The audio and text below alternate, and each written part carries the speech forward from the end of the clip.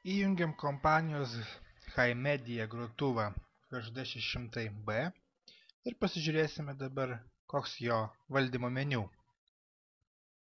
Taigi grotuvas kol kas kraunasi. Galim mėgautis gražiais vaizdais. Štai ir valdymo meniu. Čia jau iš karto galima pasirinkti failų menedžerį, pasižiūrėti, iš kur grotuvas gali nuskaityti failus. Galimybės šio grotuvo yra labai didelės. Taip pat jisai turi savo internet media servisus. Čia rasite netgi YouTube. Tarp šių media servisų, manau, kiekvienas yra savo mėgstama arba jau seniau naudojama kompiuterio pagalba.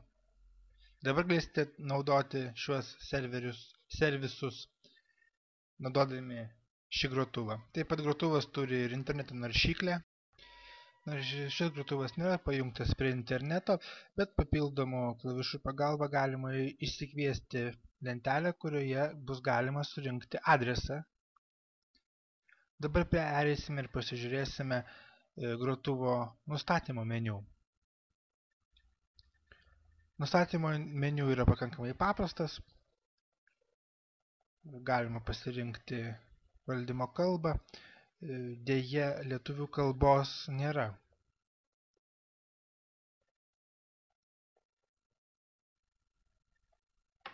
Kaip matote, nustatymai yra standartiniai, kaip ir visose kitose media centruose. Pasižiūrim į audio nustatymus. Jų yra pakankamai daug. Kiekvienas pasirinks tai, ko jam reikia. Šis grotuvas palaiko labai daug audio formatų, todėl problemų tikrai neturėsite. Vaizdo nustatymai.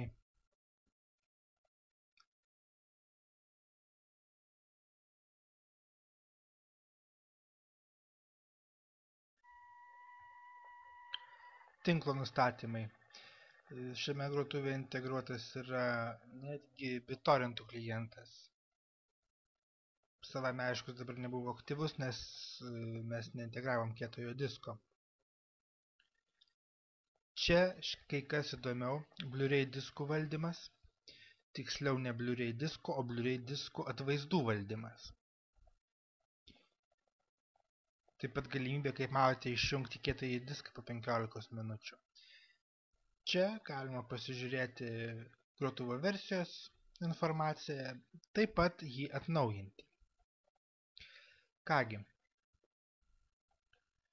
Taip pat yra pasirinkimai muzikos, vaizdo, filmų, fotografijų. Jie yra kol kas neaktyvūs, nes mes nesuinstaliavome kieto disko.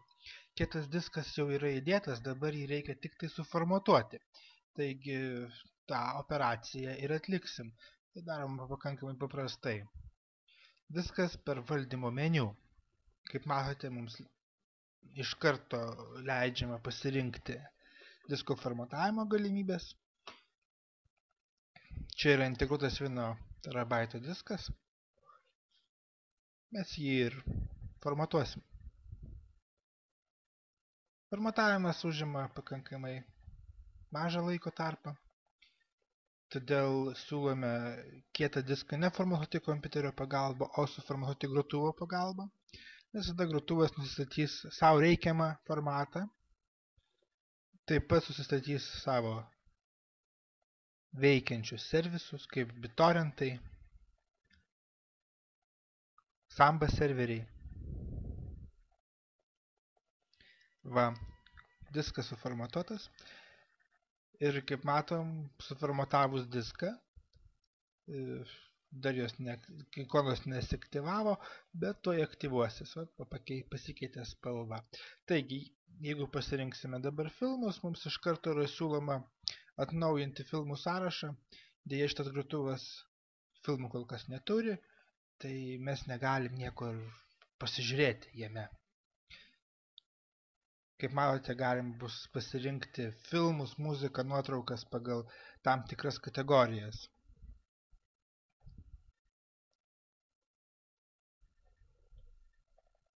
Tiesiog namuose turėsite solidų media serverį.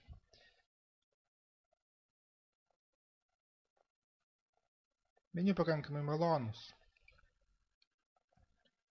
Valdymas taip pat. Grotuvas tikrai vertas tų pinigų, kurių prašoma.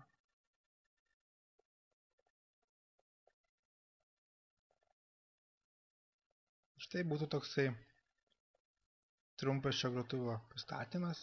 Galim pasižiūrėti į jį patį. Labai malonus valdymo klavišai.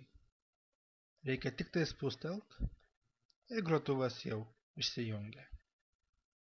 Tikrai labai malonus grotuvas.